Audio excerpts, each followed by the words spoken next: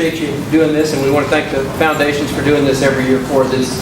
I thought by this point everybody would be tired of hearing this. The crowd seems to keep coming, and we're thankful for that. Doing it a little bit different tonight. In addition to, we're going to have more of a question-oriented program than what we've had in the past. Something we've added this year is what I call the pro table. And it's hard to believe by looking at them, but those are the pros. Those are all our executive leadership team at the City of Galveston. And what we've done tonight is that if we don't get to your question during the program, or if you have an issue that you just need to get resolved, they're going to be here after the program tonight and are available to answer any questions you have, or let them know if there's a problem so they can get it addressed when they get to work tomorrow. So that's the pro table. They'll be available afterwards. Something I do every year, very quickly, is I introduce some of the new faces that we've got this year. One of them is noticeably absent tonight. He's actually in school tonight, and that's Chief Vernon Hale. He joined us in the past year. We've hired Dudley Anderson as the city's architect. We have a lot of building projects going on, and he's joined us on the team as that. Kim Coogan in our legal department is a new attorney that's joined us. Tony Rodriguez is our new construction manager. We've got so much going on in the city, as many of you have been detoured getting here. Tony's in charge of that. He'll be here to field any complaints, hopefully. And Mr. Sukup, who just joined us from the City of Texas City, is our new building official and assistant director in the planning department. So we welcome him as well. And another young man that I'm very proud of hiring is a recent graduate of the Bush School at Texas A&M. And he has joined us as our economic development coordinator, Garrett McClapp. He's from the island, went to school here, and he's come back, and I'd like to have that happen. One of the new positions that I also want to mention to you tonight is a little bit of a change.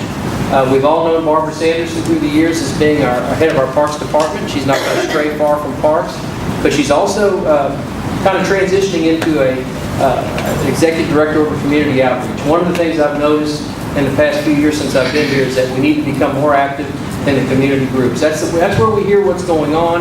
That's how we know how to do things. That's how we know how to do them better. We get a better pulse. So when you have your community meetings, you need to make sure Barbara knows. She's glad to attend. She's glad to join. And she's going to be representing the city at most of these things. So we're very proud of Barbara for being advanced into that position. One of our longest tenured employees and now a member of our executive leadership team. Before we start questions, there's one thing I've been talking about in the last few times I've spoken to public groups. And that's, I can sit up here and I can tell you we're going to do probably 100 streets this year. We're doing a lot of drainage projects. We're doing, with the help of the park board, we're doing a lot of beach projects. There's a whole lot going on, and if you're active enough to come here tonight, you've seen it going on, and we're glad to elaborate on that one-on-one if you have any questions. But one of the things I want to touch on is how do we keep this momentum going, and what are our threats to success going forward? And I'll be happy to tell you that one of them we're trying to get addressed, and that's the flood insurance problems that we have on the island. I tell people all the time, everybody talks about taxes and everything, and I always believe that flood insurance will run us off this island before any taxes or cannabis do. So sometimes those are one and the same. But the flood insurance is going to be one of the things we're addressing. We have a very strong CRS program. I think we're going to advance again this year, so you should be seeing further discounts on your flood insurance. Council has taken some very bold moves on the building side to address these things. So I think that's going to be a good thing, but that's always going to be in the back of our minds is how we handle flood insurance, because the measures that have been taken, and nobody has brought that to the forefront more than our current council member and outgoing council member Shannon, about the seriousness of that issue. So we've taken it very seriously. We followed her lead on it, and we're certainly getting down the road with some discounts for you folks. But unfortunately, flood insurance is just going to be one of those things that's it's not going to get cheaper in our lifetime, I think, but we're going to stay on top of it.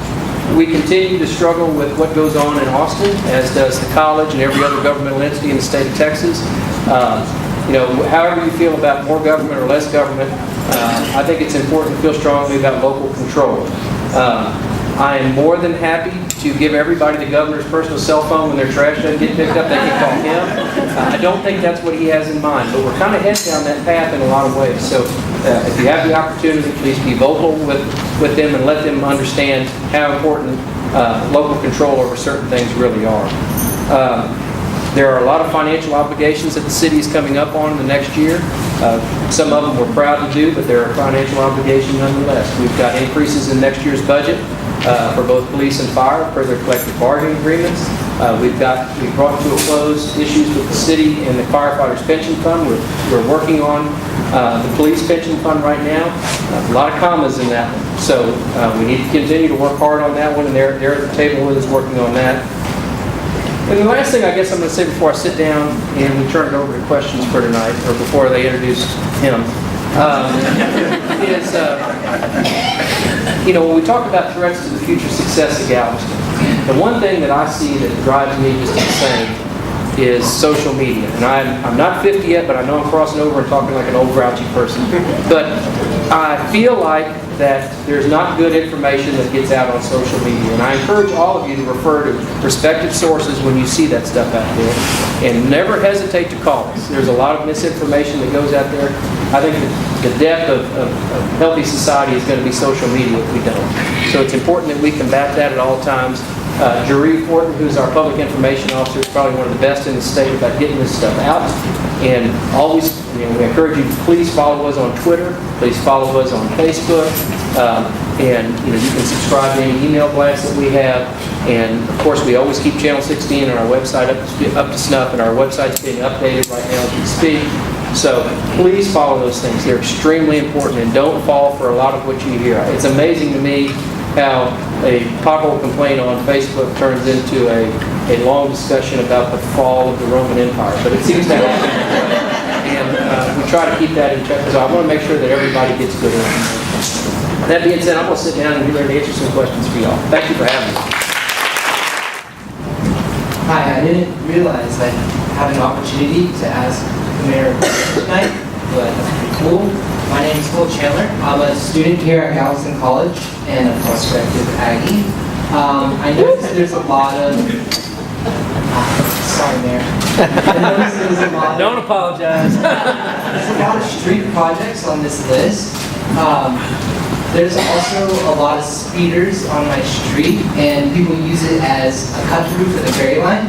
And my neighbors and I think that there should be some sort of... Street you're concerned about over here to our people. We can do that through a couple things. One, just true law enforcement, and that's a labor intensive we don't have a lot of, so it's hard to keep a police patrol person on every street. We can look at stop signs. I will tell you that the city, at least in the last 4 years, we no longer put what I call political stop signs, because somebody important wanted a stop sign in their neighborhood, we put a stop sign up. We now go by formula and traffic count. TxDOT has regulations, and traffic count dictate where a stop sign would be appropriate, and so we use that formula now. Speed bumps could be an option. So let us look exactly where you're talking about. Certainly, we're seeing that issue all over town. As we used to have traffic controlled by just potholes. I mean, you've been down 65th Street before, 43rd Street. You slowed down because you have a front end alignment by the time you got to Broadway. But as we're seeing these improvements, we're definitely seeing this issue come up, and we are equipped to handle it cold, and if you'll, Jeree or somebody, you got it. Yeah. Yes. Kyle will take care of it. Thanks, Kyle.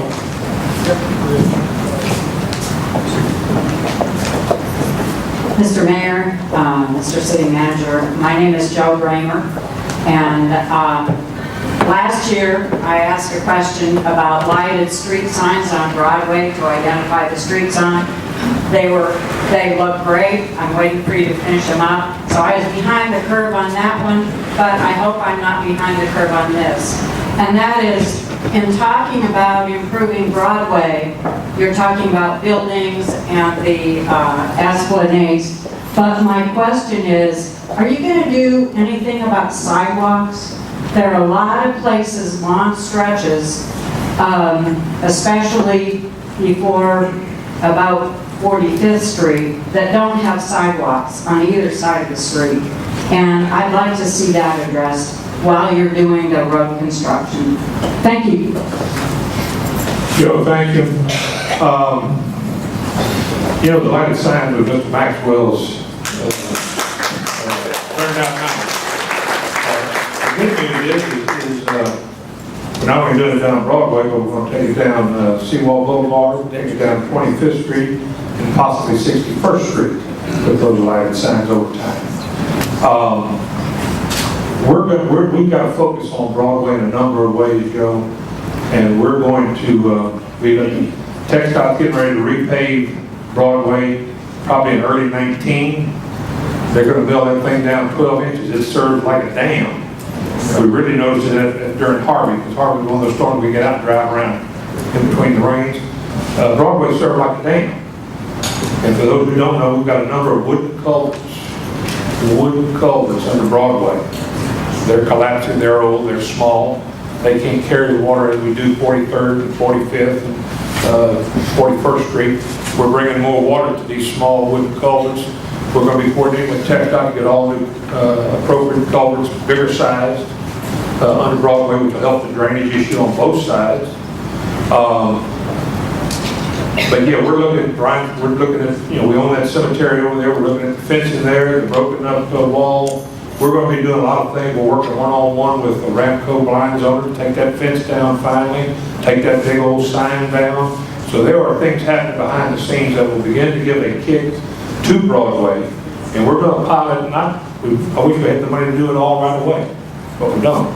So we're going to pick out a pilot area, probably a couple of different sections, and we're going to dress it up and show people what we want it to look like. And we'll do some of it at the city expense. We'll partner with the private sector owners where they put in some money and we put in some labor and do some things. But we're going to get a couple sections of Broadway, a couple sections being 2 to 4 block sections, where we can show people this is what the vision of Broadway is. And I don't know how many of you drive around town, but you can't drive around this town and pass the street that you don't see something happening. It's starting to ripple, folks.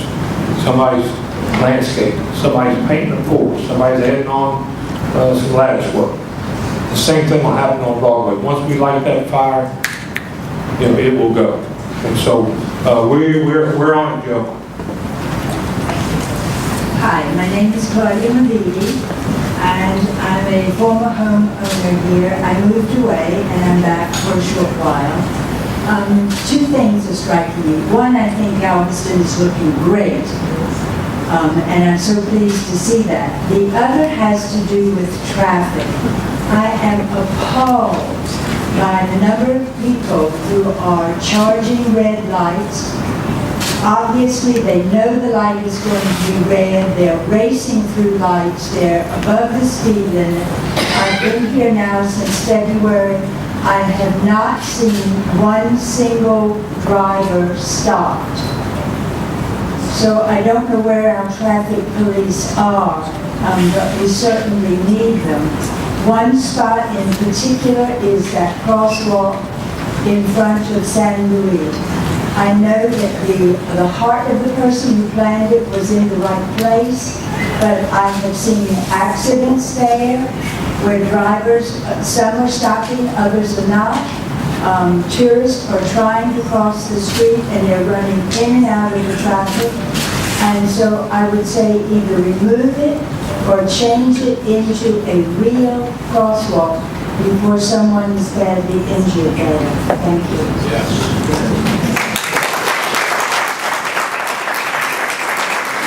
I can give you a little bit of background. That was that section of the seawall where those 2 crosswalks are were the highest auto-ped locations on the island. That's an auto-pedestrian accident. Since we put in those crosswalks, I'm not aware of any, and it's been a year now, of any auto-pedestrian accidents in that stretch. There may, well, at the end of the day, ma'am, I'd rather the cars run into each other than having a small child get killed by a car. So now, with that being said, I have personally stopped myself with people in the crosswalk and asked them, did you push the button? And most do not. That's one issue. These are not unique to Galveston. These mid-block crosswalks exist all over the country, actually all over the world. They're in Europe and everywhere else. I was in San Antonio last week. I saw 4 or 5 of them there that aren't as well marked or as well shielded as are on much busier streets in the seawall. They work in other locations. It takes people getting used to it. I'm a Galvestonian, BOI, born and raised. I know it's my God-given right not to have to stop for anybody that gets in front of my car and see it. But just like it's my God-given right to never have to wait in line to eat at a restaurant. I don't care how good the restaurant is. But we're hoping that catches on because we're going to put more of those in as it goes along. The seawall's a very long stretch. Putting a traffic signal where there is no intersection is actually not allowed by any traffic code. So we've got to figure out a way to get people across to that other side. We're going to continue to do educational efforts there. We're going to continue to make sure those are up to code and operational. In terms of speeding, the police chief is not here tonight. He's in school. However, I will tell you that he is working very diligently to create a larger traffic enforcement crew. That will consist of motorcycle officers. Motorcycle officers work great for a whole lot of reasons. Primarily because if you've been around out on the streets the last few weekends, in a lot of ways they're the only ones that can get around. So he's looking at doing that, but I think we're almost going to double, if not triple, the size of that force with the chief. He's redeploying some assets in that area. So looking forward to that. Totally sympathize with you on the traffic enforcement. I see it myself every day. And there's a whole lot of tricks that you can do with traffic and traffic calming and things, but at the end of the day, enforcement's the number one thing that stops it. And that's what it's going to take, and Chief Hale is committed to that. So I think that's good news. I'll just add a little bit to that. We just, in the last couple months, we were funding 4 additional police officers on Seawall, out of Seawall 6, out of Seawall parking. So we're going to have a greater presence on the Seawall. Number 2, these things tie together. How many of you heard the park board talk about higher value tourists? You heard that concept? Yeah. We've got 7 million folks come here every year. That's a good news, bad news scenario. But what we'd like to do is get 5 million to come here and spend like 7. We've got about 65% day trippers, 35% overnighters. Over time, it's not going nowhere and flipping the switch, but over time, the marketing needs to flip it to 65% overnighters, 35% day trippers. Now you get 5 fewer tourists, whatever that number is, spending the same amount of money. You've got less water, less trash, less infrastructure use. So that's a longer-term solution. The city's getting ready to workshop next week, June the 27th, maybe 2 weeks, whenever it is, June the 27th, I think it is, Dr. Brown. We've had a professional looking at our tourist transportation issues. And so we're going to be looking at what that study has to show and how we can implement some of that. The other thing we're doing, if you look where the restrooms are, most of them are by lighted intersections. We're trying to encourage people to go to the restroom at the lighted intersection and cross with the light, not in the middle. That's why you don't have restrooms diagonal between lights. So we're going to add more, so some of them end up with not lights. But that's the theory. We're trying to manage it, but boy, it's tough. Good evening, everyone. My name is Joshua Bostic. I work in the renewable energy industry, and I was just curious what's on the horizon as far as any renewable or sustainable energy projects in Galveston. I didn't quite hear your question. I was sorry. checking with him. I don't know why I looked at him then. Like he heard me. I'm sorry. I was just curious if there's any renewable energy projects on the horizon for the city. Not necessarily, although one of the things we have taken a real strong look at is our energy consumption and our footprint that we make. As a coastal barrier island, the environment is us, and if we're not better stewards of it, it's not going to last. So you notice that we were one of the first cities in the state of Texas that did an entire LED conversion on all of our street lights. We're continuing to work through LED conversions on our own personal lights that we're doing. Broadway's next on the list. That would be nice just to have them work, much less to have them LED. So we're working towards those type ends. As far as renewable energy on the island, we would welcome it. We would love to see more of that on the island in terms of production and in terms of the ability to provide those services. But right now, there's not a whole lot on the horizon, but we are certainly open to it. Josh, the other thing we're doing along that line, again, it's not a major deal, but for our parks and on Seawall Boulevard, we will continue to have all along the Seawall solar powered lights, which is certainly a step in the right direction. It's not a renewable energy source, but it's certainly a conservation source. Brian and his staff have really worked hard. 4 years ago, the city was losing almost 50% of the amount of water we were buying. That means there's 50% leaking out somewhere. And now the last out, we found the big one over here on 57th Street, which was only 3 million gallons a day. 30 years old. 30 years.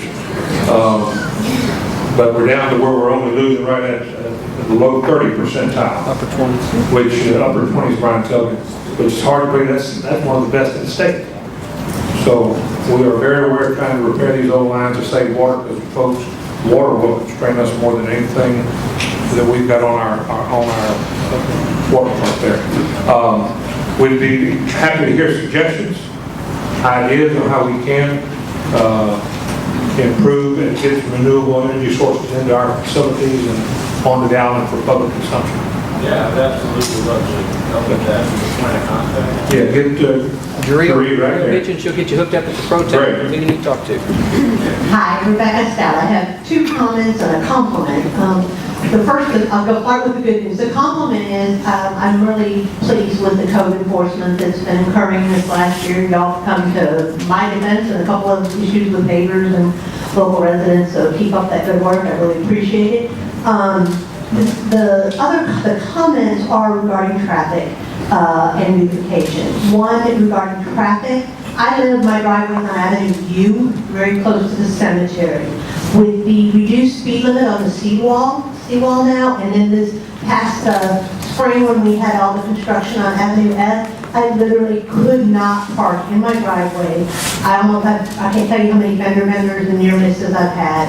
It's very dangerous, and there's the school there as well. They've increased the school zone to restrict and to try to slow traffic down.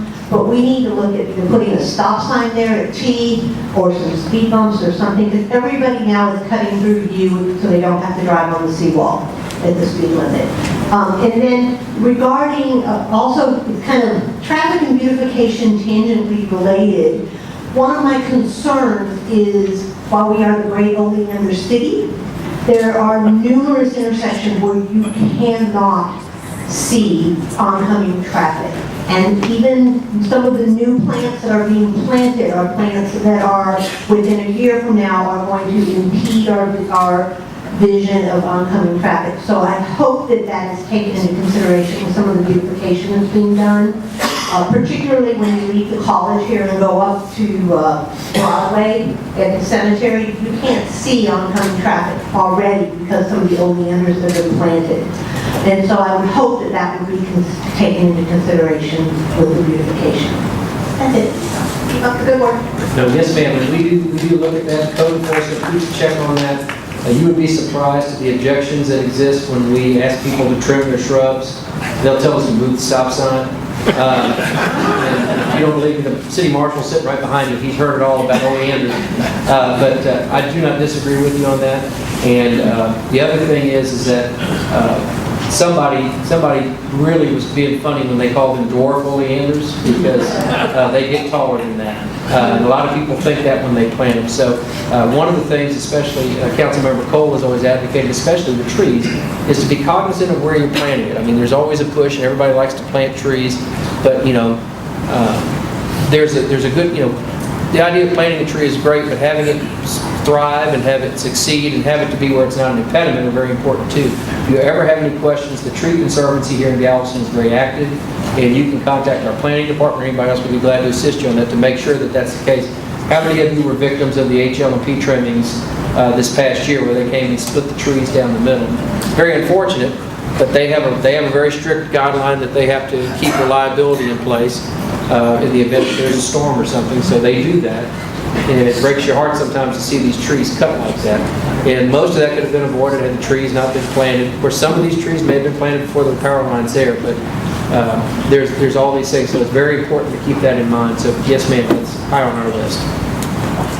Brian was just talking to me last week about the amateur that's found 57th Street, all the way from Broadway, all the way to Seawall. And we are aware of the seawall to Avenue S, Stewart Road, and again, we're going to be putting traffic counters out there to see whether we need a three-way stop at Avenue U and 57th, whether we need one further up at Avenue T, or as we move further toward Stewart Road. But again, traffic studies are not traffic studies, but the traffic count is going to dictate that. My name's Jen. Oh, sorry, go ahead. I'm a big supporter. If you don't have a Galveston address on your driver's license, you cannot drive on Avenue O and P on a busy weekend.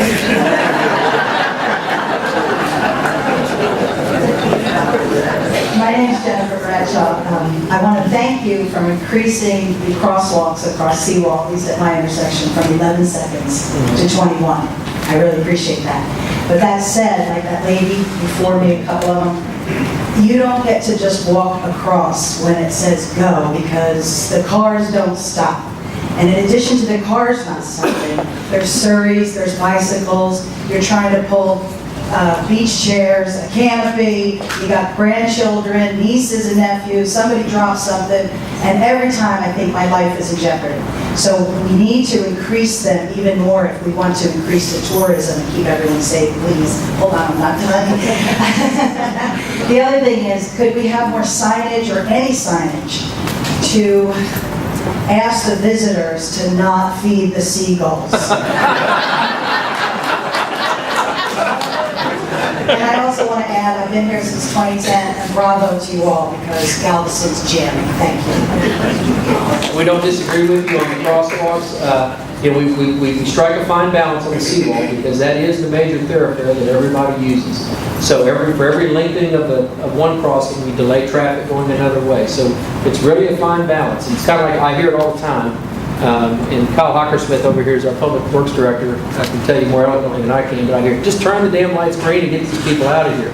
Well, that's great, except we trap everybody in the center of town, and you can't get onto Broadway. It works great in places like downtown Houston and other areas where it's a series of one-way streets and everybody's turning the same direction.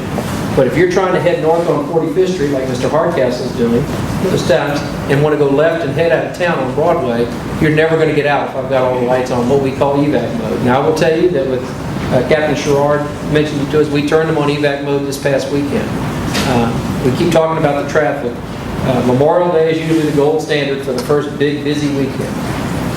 Thanks to Blue Water and social media, the next weekend was up 16% over Memorial Day.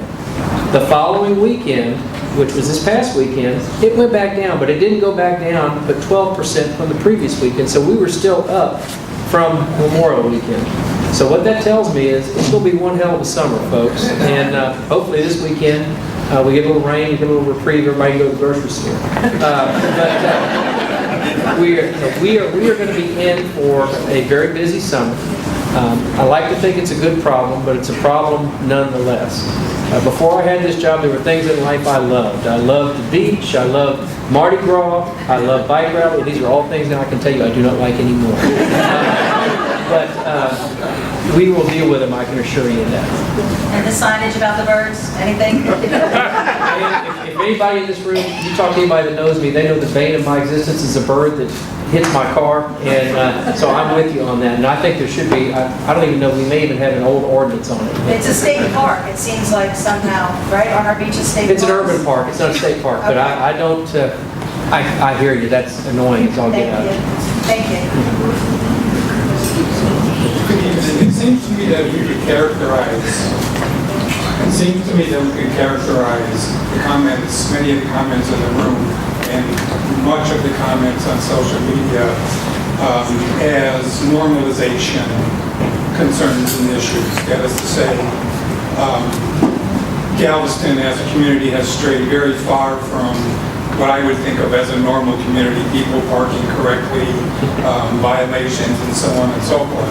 And clearly, court enforcement is doing a fantastic job. I wish there was some way I can contribute money to help them go further and make a bigger difference. The question that I have is there any analysis of why, how things on the island became so denormalized? But more importantly now, since there's a ball in motion, how do we normalize in a meaningful way visitors to the island who imagine once they come across my analysis, once they come across Causeway, they're on a different planet where all bets are off. They can do whatever they want, whether it's dump garbage out of their car, We live by Dent, rec center, people throw the garbage out on the street. I mean, I don't even know how personally to think about this. I've never experienced this in my life anywhere. So how do we shift the attitude? How do we understand? How do we shift the attitude? How do we make it important that people coming on the island to respect it as if it was their home? One of the things I've yet to see is any campaigns, any citywide campaigns, you know, keep the streets clean, obey our traffic laws, etc. So I'm curious how this is being thought about. Is it being thought about? And what actions can we expect and support? Because I can tell you, being a follower on social media, it's the #1 category of complaints, is people feel free to do whatever they want in our city without regard to being prosecuted, to being fined, with regard to human condition, normal human condition. And then the last thing that I'd like to say, and I probably get run out of here on the rail, is I find it unconscionable that we sponsor an event in November that mixes driving motorcycles and alcohol, which leads to fatalities, people having to leave their home. It just doesn't make any sense at all. Leave their home to be able to sleep that week. I hope it goes away. I don't think it does anything for our national image. And that's what I have to say. A lot of what you mentioned are symptomatic of a thriving tourist destination. And if anybody here ever doubted that we were ever going to get found, they found us. I mean, I grew up here. There were times where we would beg people to come here, and it used to be we'd beg people to, you know, they'd say they come down here with a dirty T-shirt and a $5 bill, and they never change either one. Now that's not the case. Your property taxes in Galveston right now are offset by about 11 cents due to sales tax. A city our size does not produce the amount of sales tax just based on the residents that we produce. Obviously, 60-70% of that sales tax comes from our visitors. There's tons of studies on those. That being said, our job is to keep the tourists safe, but our main job is to make our residents safe and to make them want to live here and continue to invest here. So we struggle with that, and that's going to be a big thing that we have to work on. Enforcement, I believe, is the biggest thing that we can do in terms of keeping people from just trashing the island. Drives. In what world do you throw your trash out of the window of your car and dump it on the street? Although I will tell you that last couple of years I try to hit these different cities just to see what they're doing. New Orleans, San Antonio, different. It's not uncommon. You see it. I saw it last week in San Antonio. I saw it last year in New Orleans. It amazes me, and it's almost like they don't do it at home, but as soon as they get away from their parents, they want to do it. And so I think it's enforcement. And the other thing that I think is really important is for us to lead by example. Most of you here are probably concerned citizens, and you do a good job with yours. There's a lot of folks that don't. Stepping up code enforcement as we've done, stepping up enforcement with our police department, things like that, working with the park board with their Clean Beaches initiative, those are all going to be things that we do. And if we lead by example, you know, you ever go to that person's house where everything looks just perfect and you're scared to touch anything or move anything because you don't want to mess it up? We kind of want to be that way. And I think if we set that example, that's going to be the case. But again, it's going to take stronger enforcement, which we're trying desperately to work on. Keep in mind, we fund a city our size of 50,000 people shouldn't have 168 police officers.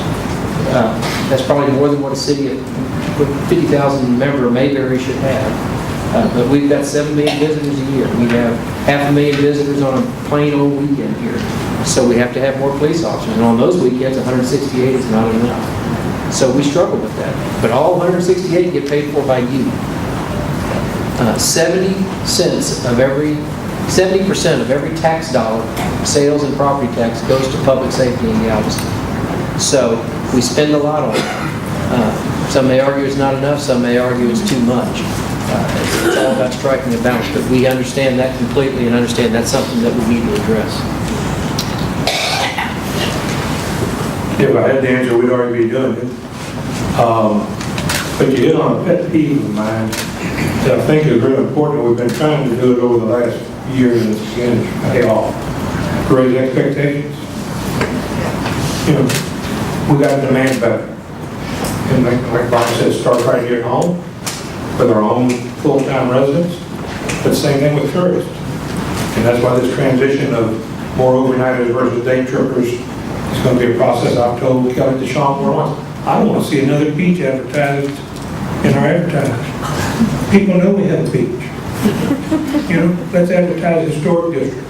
Let's advertise some of the amenities and some of the things we have that will bring people down here. But the beach brings the day trippers. And I don't want anybody being saying Yarbrough against day trippers. We need the day trippers, and we need that in our economy. But we need a better balance of what we have. But to me, it's setting expectations and enforcing it. That won't get us there. That will get us a long way, I think. And we'll take that into account. Ryan and his staff are already brainstorming. You know, seems like everybody wants to come to town and turn right on 61st Street to get anywhere. Well, we spend a lot of your tax money fixing 53rd Street. We're going to fix 45th, we fix 43rd, and we fix 27th. And it's a balance. We don't want to bring all those folks in the neighborhoods. And so we're trying to figure out how we can advertise and market for people coming into the island to use an alternative route other than 61st, both coming and going. And so when we're putting that marketing back there and how to educate the visiting public about that, certainly we'll be able to advertise, you know, common courtesy to it. So we're Excellent. if you have any suggestions, details, bring them forward. We'll sure want to look at them. Thanks. Hello, my name is Joey Broussard. Been around here a few years. Mr. Mayor, appreciate this opportunity. What I'd like to say is one of the most disheartening things to me over the years here has been the influx of people who don't live here and work here. So I'm highly encouraged with the talk that's been going on, the public-private partnerships, and the affordable housing needs to be more than just what we have all grown up with around here, what affordable housing is. Affordable housing should be the teacher and the policeman, the fire. Phone rang in the office. It was about 5:20, and a gentleman was in his car. He was very frustrated. He was trying to get home. He worked at UTMB. He was on Harborside. Traffic was bad on Harborside. It was one of those busy Fridays, and he got caught by a train, which is the bane of Mr. Buckley's existence over there. And after he ranted, and I kept trying to explain to him and calm him down, and finally I said, "Sir," I said, "you realize if you live in Galveston, you'd be home by now?" And I kind of remind that of everybody in a nice way, because Mr. Broussard's exactly right. We import 25,000 people a day to the island to work here. So we've got a lot of opportunity on the island, a lot of opportunity for growth of permanent residents. So I tell everybody that comes in my door, the only thing we're missing on the island is you. So come on, we'd love to have you. Joey, you bring up an interesting dilemma. Anybody ever heard about middle-income housing and 25,000 people working here every day, don't live here, we want them to stay, right? Everybody want that? Okay. The good news is most communities have to identify a way to get people to know where they are. You know, if Schulenburg, Texas wanted to grow their population, they got to find some way to put Schulenburg on the map or you'll come by there. Folks, we get 25,000 every day that we expose the island to. And we get 7 million tourists every year. We don't have an exposure problem. Now, if we caught lightning in a jug and it really grew, I mean, speaking for myself, you know, I think Galveston's sweet spot somewhere between 55 and 60,000 people. I don't want to be, if I want to be at 80, 90, 100,000 people, I live in Lake City. You know, so there's a fine line. We're fighting that fine line with 7 million tourists right now. So we've got to figure out where the sweet spot is.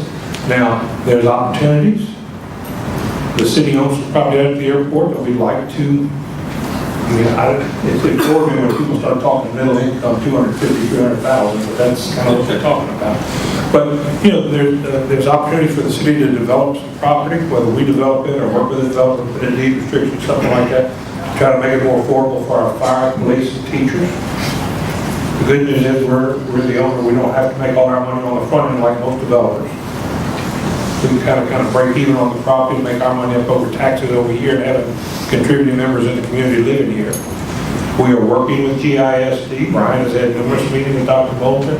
They're doing a demographic study. They're looking at their facilities. Do they need Alamo? What can we do with all that property at Alamo? Different of their real estate, how can we work together on property the public already owns to keep middle-income housing to an affordable level. So we're aware of the issue. We're trying to experiment with some things to try to test it out and see if it'll work. But again, we're already up to 53,000 by the latest quality census assessment I've seen. I mean, we don't need another 4,000 or 5,000 folks. We start getting over 60,000. We don't have the overhead and the infrastructure. You're going to see those costs go up. We can have another 5,000 or 6,000 with that much overhead increase. Good evening. My name is Katie Burgess, and I want to follow up on the discussions around the trash in Galveston and leading by example. Is there been any effort here to ban plastic? To ban plastic bags. Bags. I would direct you to Dr. Brown. He is the patron saint of all causes that do things like that. Yes, there's been discussion of it. Right now, there is actually a lawsuit pending against several cities that did that, and they are being held up by that. And I think it's probably going to take state action to allow us to do that. But yes, ma'am, it's on the list, because I have plastic bags are everywhere, and they stick. Are you suggesting that the lawsuit is from our esteemed people in Austin, or is it because we don't have local control? That's one of the local control issues that we'll be dealing with in the next session. Yes, ma'am. Okay, thank you. Yeah, the legislature is looking right now. It's kind of nebulous. We think we have ordinance making ability to prohibit plastic bags if that's what this community wanted. But there's a move in Austin to make it state law that you cannot ban plastic bags. That's one of the issues Brian was talking about with Austin is wanting to take some of that local control to the Austin site instead of the local issue. Hey Brian, hey Mayor, thanks for having me. First, I want to say thank you to police and fire. I think they do a great job around here. It's not even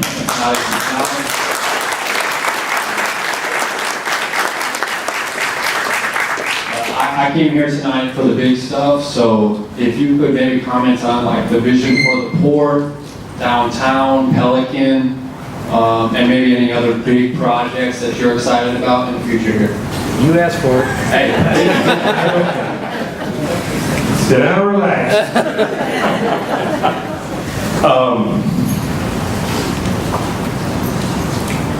I'm just trying to think whether I'll answer that now or at the end. What's your thing? And Now or at the end? How many want it now? How many want it at the end? Those aggressive women put their hands up higher on that. You know, you've heard me say this before. We need a vision for Galveston, not a memory of Galveston. And there's a fine line because the memories are, for many of us, are all real good. But we need a vision of where we're going. And that's really what you need from certainly your city council, your elected people, but certainly and with Brian and the staff he's gotten together here. Folks, this is the time to make hay. We've got people who not only can look at something and see it, but they can put it into action. I mean, you know, how many, y'all are all old line Galveston. How many times have you heard elected county, city council people over the years say, we're going to fix our infrastructure? You ever heard that? What, 40 years? Or more? Well, I can tell you for most of those years, certainly all those years since we've had to learn. So if you've got the desire and you've got the money, why in the world wasn't it done? You know, people want to do it. And I'll give you this personal opinion here, editorial. We didn't get it done because we didn't have people who knew how to do it. And with Maxwell and the staff he's put together, we now have the people who know how to make the rubber hit the road. And you can see the results. You know, we got Roger Reese. Roger, raise your hand back here. Roger Reese is our new port director.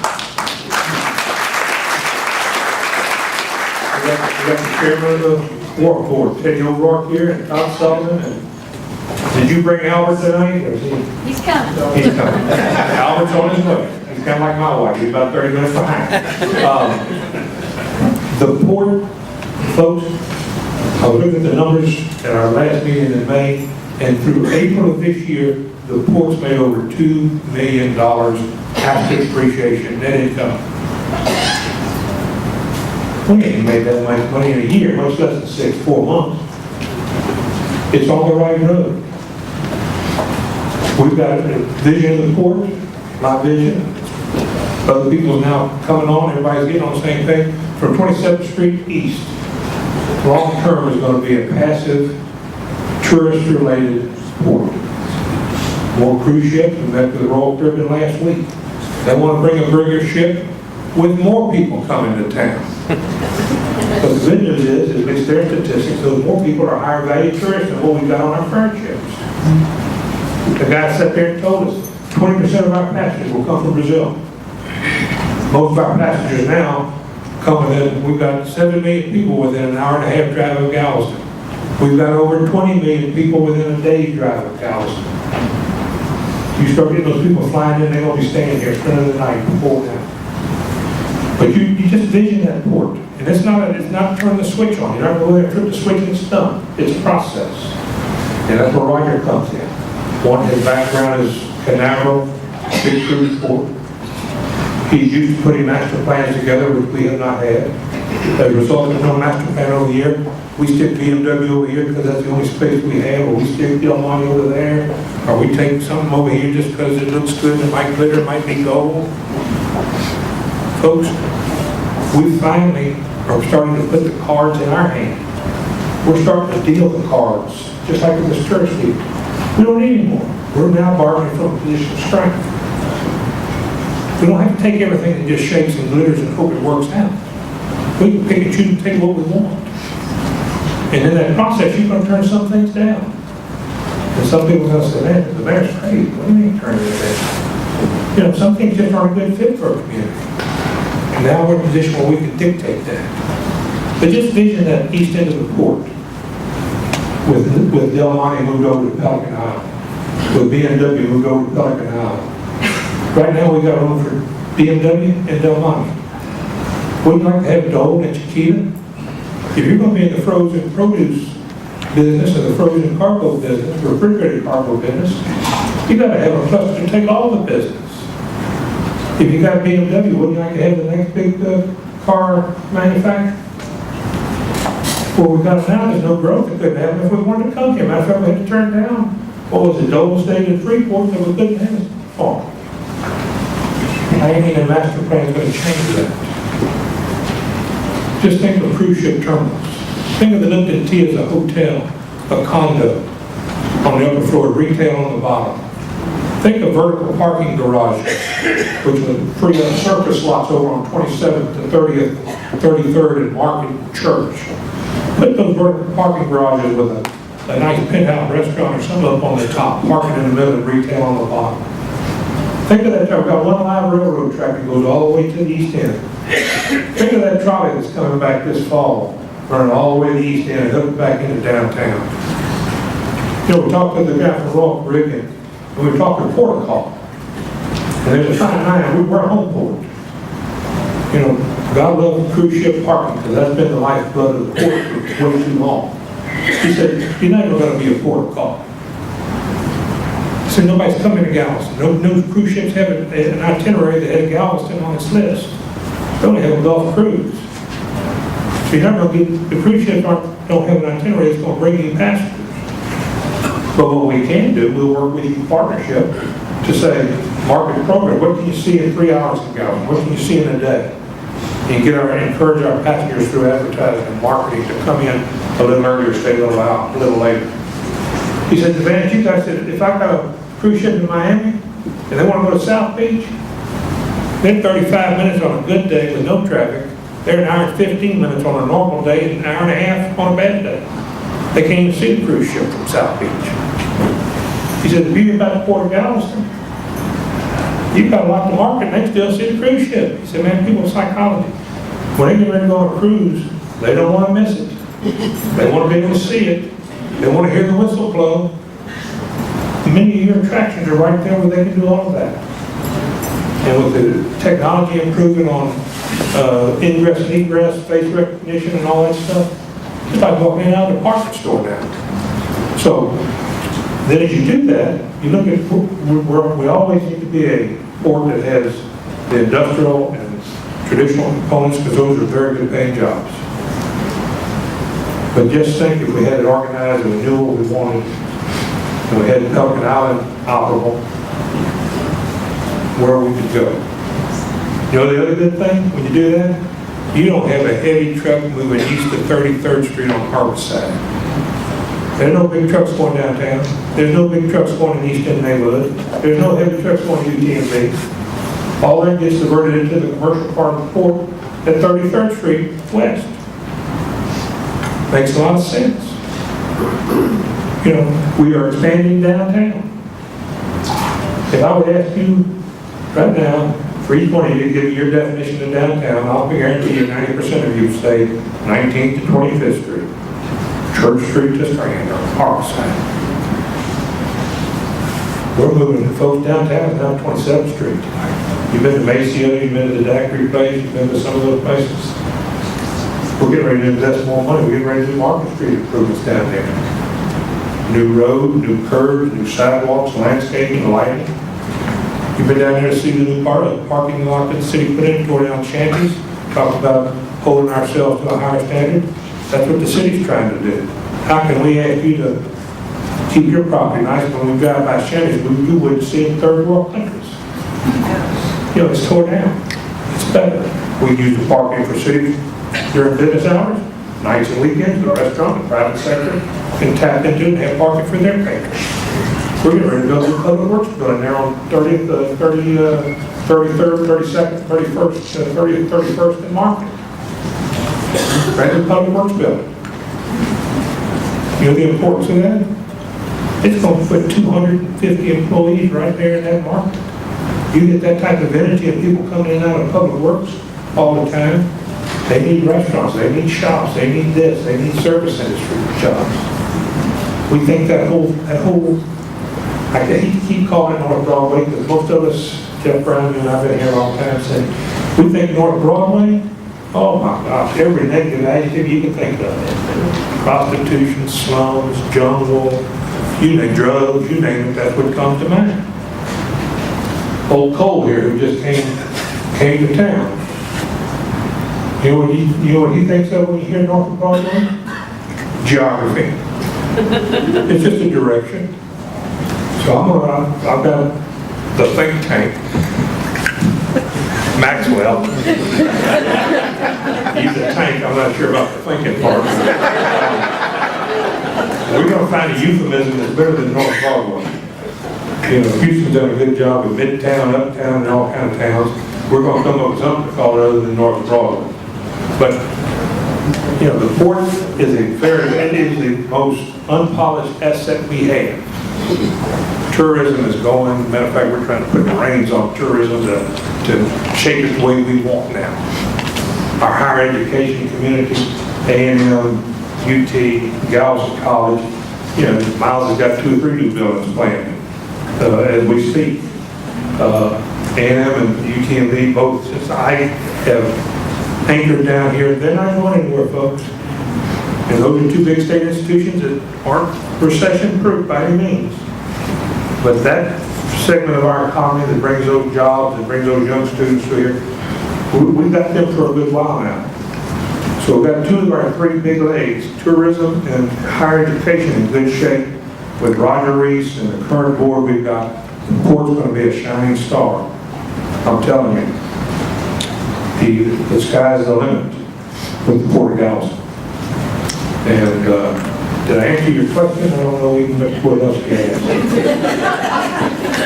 But that's what we need to, it is one thing for elected officials, and this is again, progress.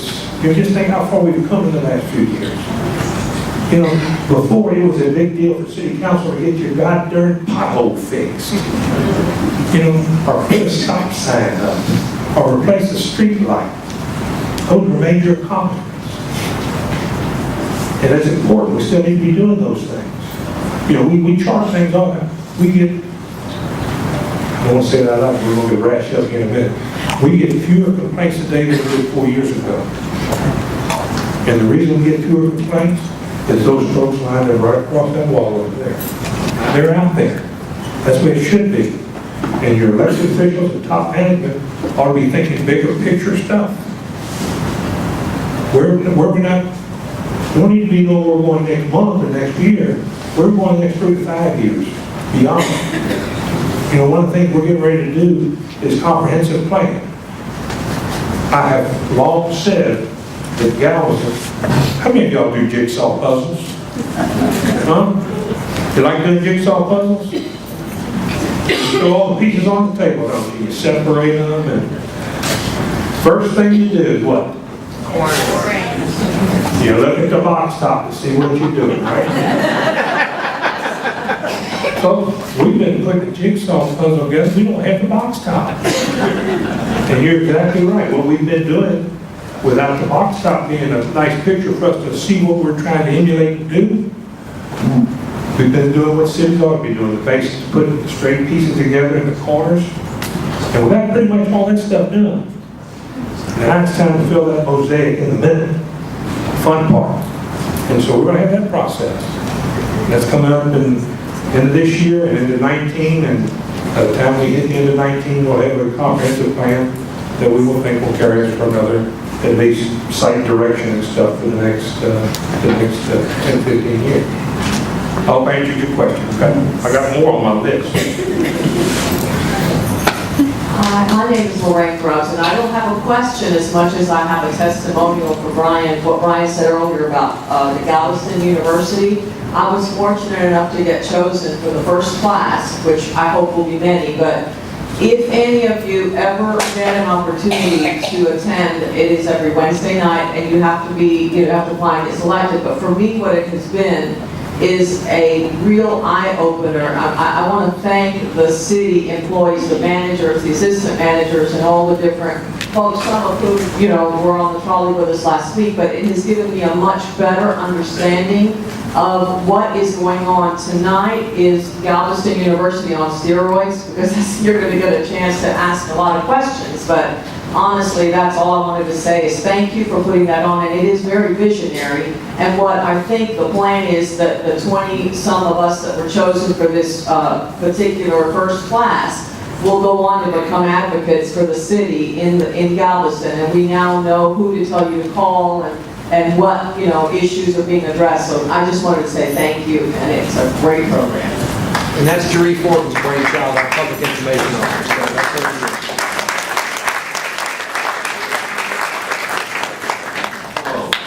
Hello? That's me. Hello, my name is Bob Gard. I have 2 parts to my comment. Principally, and immediately, I would like to commend the gentleman who picked up my trash once a week.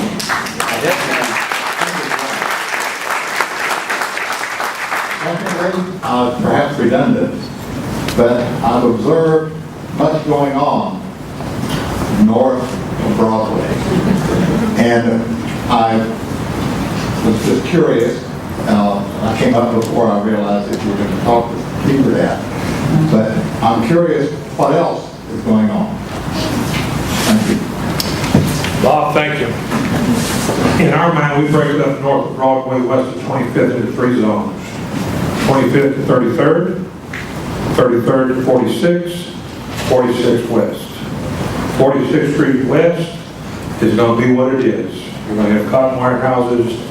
We're very close to get HUD to release the ability for the housing authority to sell the old Oleander's home site.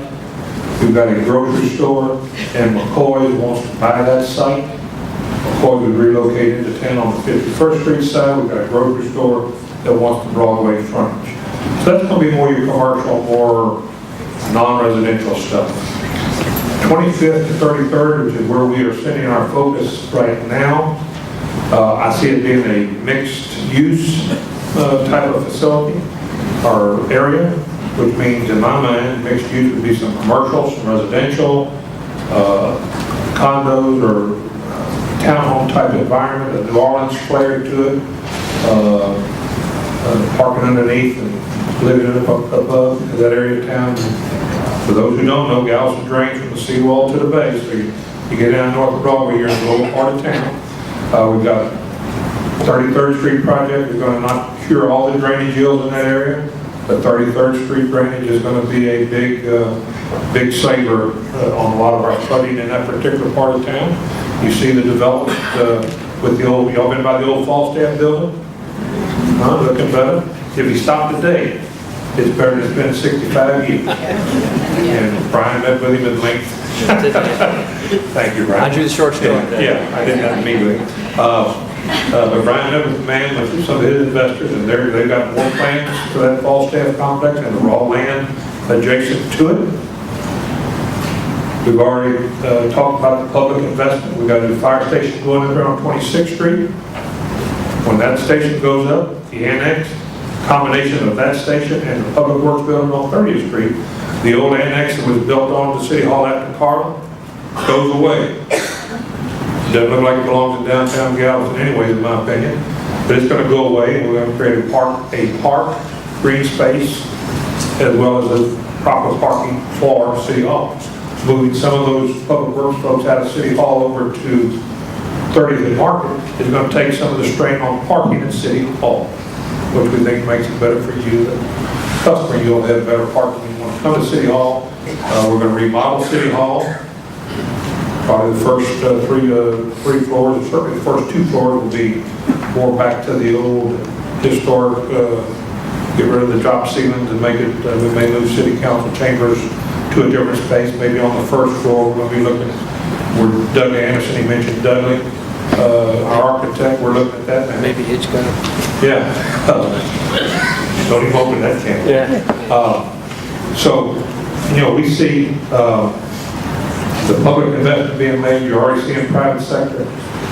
We already are getting wind from the central president, some of the lots and stuff between 25th and 33rd Street scattered in between are being purchased.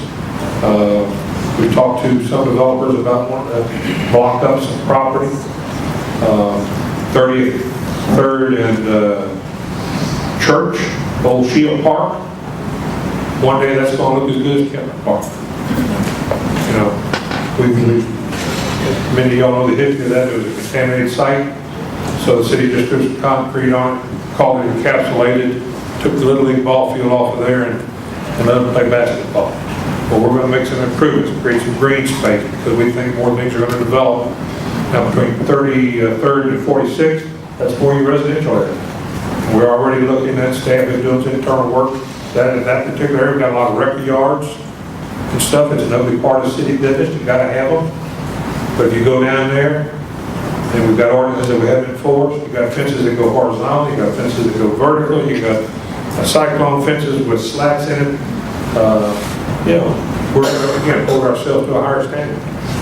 We're going to create a fencing that, I don't know if you've been by the park board, what they did over on 28th, 29th, and Church. Their garage, they put a nice fence up there. That's kind of the gold standard that we're going to start looking at. So we're already looking at record yards and those type of businesses that are in between 33rd and 46th Street. 46 is where Church and all those dead ends where the old cotton warehouses are and the house authority property is. We think most of those neighborhoods have 5 or 6 houses, 2 or 3 empty lots, and another house. We think with a little infill development, we can create the environment for that whole thing to fill up and look like a complete neighborhood. I know a lot of people don't like public housing, but the public housing we have now is much better. It is truly mixed use, mixed income. Matter of fact, I continue to tell you, because I ask every month, the waiting list for the market rate units, the villas and Sears is higher than the assisted rental rehab, rental assisted program they have. So they're disproving the old myth that nobody like us is going to move over there. Real people are living there. So that's a good thing. We're seeing a younger population, seeing that downtown as well. So that whole area of North Broadway, it's no different than any other part of town. It's long past due. But Brian's got them redoing 33rd Street, Church Street, City Street, Winnie, 32nd, 34th. I mean, all these streets are getting repaid just like every other street in town. So that whole area, that's the area where we really, just like the port is the diamond in the rough on the economic side for our middle income housing and stuff, that North of Broadway quadrant is really a big area for us to hit on that we can maybe do some big strides on.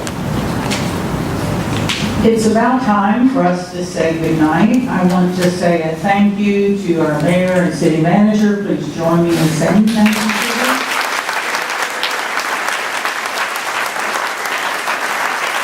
You know, one thing, all of the elected officials and all of the pro team, and we work for you. You know, the bottom line is we work for you. And I think we understand that.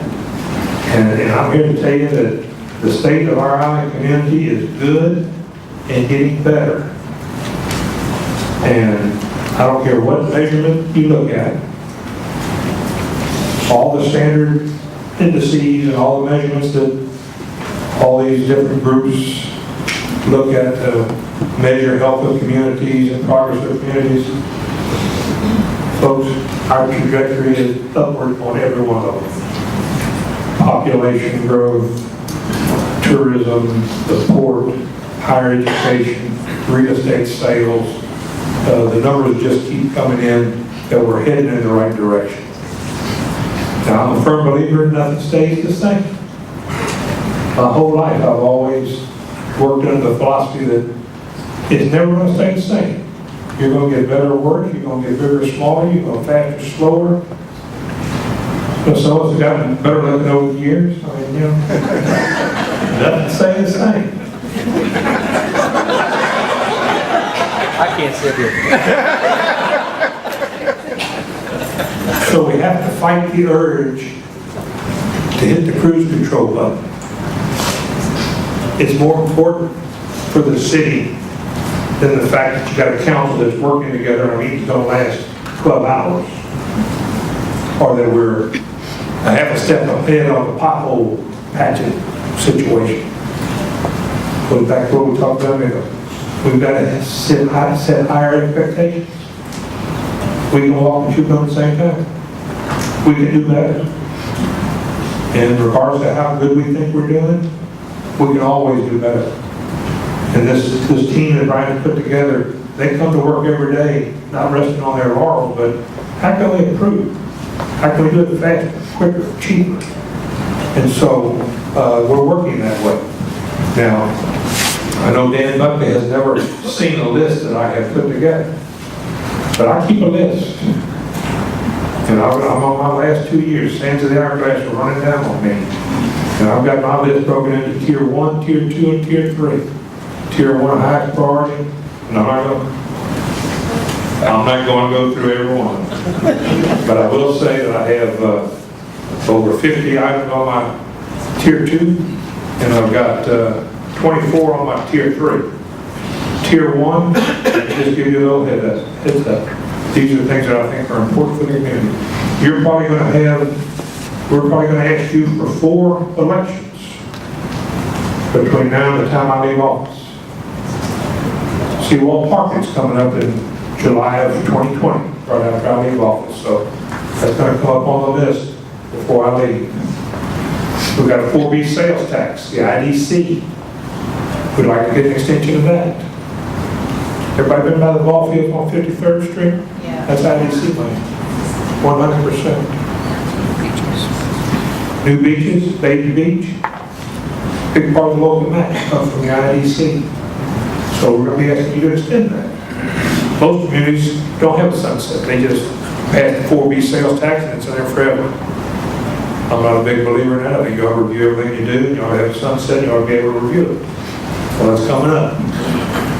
There's still some things that are, in my opinion, wrong with the charter that don't allow us to operate quite as efficiently as we could. We're not going to give you 19 items to vote on. We're going to try to trim them down to the 5 or 6 big items that we think will make a real difference, where you won't get confused and I won't get confused. And so you're going to may have some charter opportunities. The fourth election may be a police pension plan issue. I know Brian and the police union and the group are negotiating and trying to do what they can to come to some solutions. It's a solvable problem.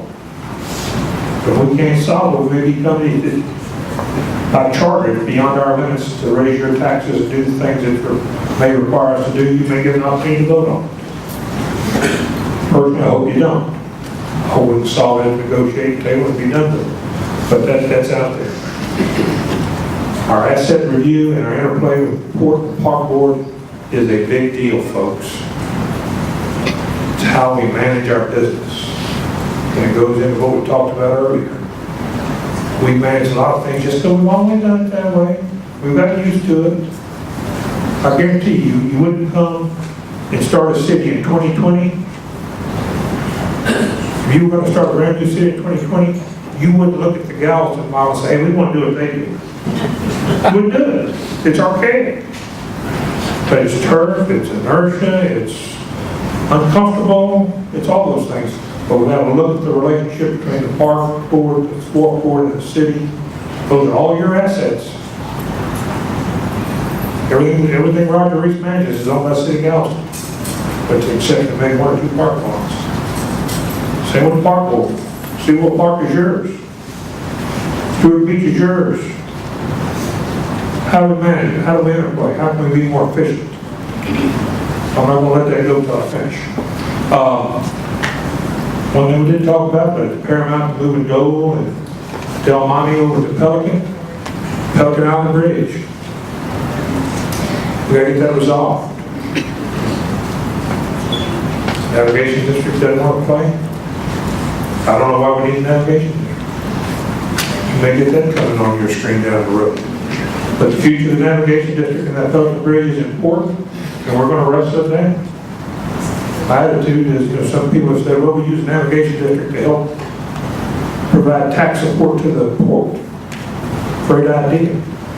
The only problem is the navigation district only goes to 103rd Street. Everybody west of 103rd Street doesn't pay for that luxury, even though the port's part of their asset base too. So we want to give tax money to the port. For us to raise our hand, we'll raise taxes to give it to the port if it's a good investment. We give 5 cents to the library by charter. So there's ways to do it. We can do it more efficiently. If that's something the community thinks is important, we can find ways to do it more effectively than what we're doing today. Comprehensive plan we talked about. I'm excited. We're going to have a city, got a new player, Cloud, working with GEDP, putting together a new economic plan for the city of Galveston.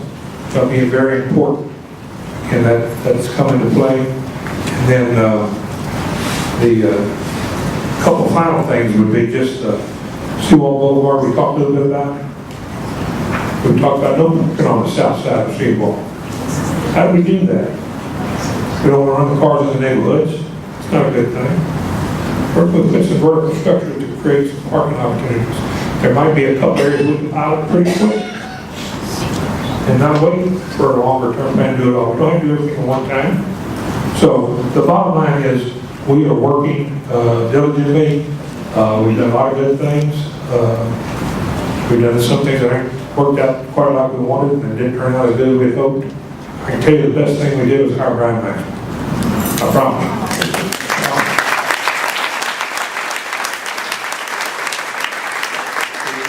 It pains me to praise Annie. It pains me to praise Annie. He has been riding my coattails for 25 years. Yeah, Brian's been riding his coattails for 25 years. So we got 2 years left, but no, Brian Maxwell, with his personality, knows the community. But Brian Maxwell, unlike a lot of people who get put into leadership roles, they don't want to hire anybody any good or as good as they are because they're afraid they'll be overshadowed. Brian Maxwell is hired literally. You go down the list there. Those people had great jobs before they got this one. That's what you want. You know? If you hire people who nobody else wants, you're going to get the duds. You know, they're going to get a job and never leave. If you hire good people, they're going to leave. It's kind of like city council. We got 3 or 4 new members coming on. Some people say, oh my God, we got 4 new members, what are we going to do? Well, they're going to jump in and help us move the wagon down the road. They're going to provide some fresh blood, some fresh thinking. Not second guess, but, you know, devil's advocate, look at things a little different than we looked at it before. It's going to work out fine. So Brian's done a great job with the staff he's got. They make the rubber hit the road. Let's ride those horses while we got them lined up, okay? Thank y'all for being here.